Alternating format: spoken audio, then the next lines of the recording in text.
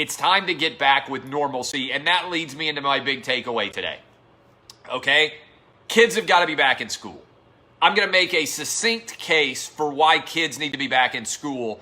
Here in Tennessee, schools are going to open up in less than a month. Okay? They still haven't officially told us what schooling is going to look like here. Let me make a succinct case. If you have a child who is young, under 15 years old, your child is more likely to die of the flu 20-1 than they are of the coronavirus. Let me repeat that.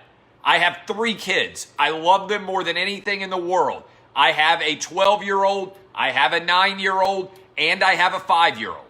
They need desperately to be back into school because we rarely, if ever, shut down schools for the flu for more than a day or two, even when there are massive outbreaks. And your kids and my kids are 20 times as likely to die of the flu as they are from the coronavirus. My kids right now are in sports day camps at a private school in Nashville. When I finish this, we are going to go and pick them up. They are in sports camps with tons of other kids playing football, playing basketball, playing baseball, whatever you want to name, a bunch of different sports.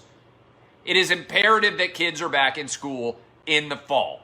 They have been out, at least mine have, since early March, and you are seeing a more substantial gap between the privileged and the kids that are underprivileged. My kids are going to be fine.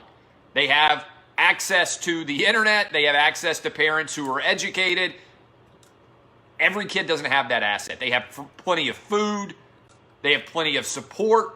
They have a healthy and safe place to live. That's not the case for a huge percentage of kids out there. They need school. Underprivileged kids do vastly more than privileged kids do. And if you believe in equality and the importance of everyone being well educated, lots of young kids are never going to catch up if they miss 2 years of school. And it's not the same if you sit in front of a computer, okay? The data also reflects for all the, what if the teachers get sick people? Kids are not primary vectors of spreading this disease. This is important. Kids don't get this disease very often. They also rarely spread it to adults. Most of the time, it's adult to kid inside of homes. So getting kids out of their home actually may very well work in favor of limiting the overall spread of the virus. The decision to shut down schools was not a good one, I don't think, in retrospect, because people made the decision that this was like the 1918 flu and that all different ages were equally susceptible to the virus. That's not true. The reality was kids are much less susceptible to the virus. And so you need them desperately in school, okay? If you are a teacher and you don't want to teach because you're too afraid to do it, good for you. Make your own choice, but you shouldn't get paid. Life requires risk. Teachers have been paid for months now, most of them to not do anything. Everybody else has been taking pay cuts like crazy. Maybe I missed it, but I haven't seen teachers taking pay cuts even though they didn't work for April, May, and June in this country, okay? If you are a teacher and you are afraid of going back to work, then stay home, but you're not going to get paid. That's life. I don't know why politicians can't just come out and say this. Also, if you are a parent and you are terrified of the coronavirus and you don't want your kids to go to school, they don't have to go to school. You can keep them home and you can homeschool them. You can sit them in front of a computer and the schools can create a camera in the classroom and you can think your kids are getting as good of an education that way. Okay? This needs to be a primary focus out there, regardless of what state you are in, regardless of what city you're in. Kids need to go to school 5 days a week. They need to go for full days, and they need to be doing it at the start of the school season sooner or later. Okay? This is not complicated. This is not a difficult decision. This is an easy solution. If you're a teacher and you don't want to do it, fine, stay home. You don't have to work. If you're a parent, you don't want your kids to go to school, fine. Don't send them to school. But I got 3 and I want them all in school. So much so that my family may relocate for the fall. If Tennessee doesn't have in-person schooling where we live now, we're going to go to Florida, where thanks to Governor Ron DeSantis, they have announced that K through 12 will all be in session. We'll move down to the beach house for the fall, and my kids will relocate to Florida schools.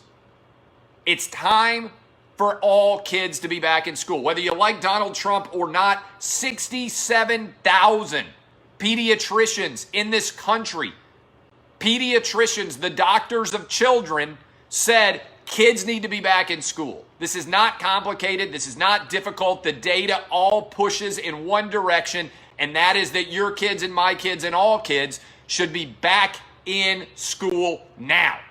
Period.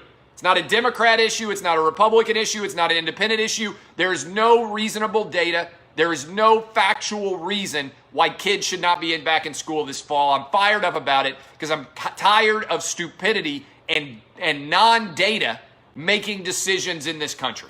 Look at the facts. The facts are transparent. They aren't political. Kids need to be back in school, and they need to be back in school sooner rather than later. This is an important decision that shouldn't be complicated. It needs to happen now, period. Get on it and make it happen immediately, sooner rather than later. I only care about 3 things in this world: the facts, the facts, the facts. All right? And if you are in here and I happen to look at you and I see not willing to take that chance based on the outbreaks, then keep your kids home, loser. Keep your kids at home. Wrap them in bubble wrap. Never let them actually go outside again. Do the same thing to yourself. Curl up in the fetal position and give up on life, loser. All right? That's your right. You can do it. Boom. Make it happen. It ain't complicated. Wrap your kids in bubble wrap. Hope that bubble wrap wasn't made in China.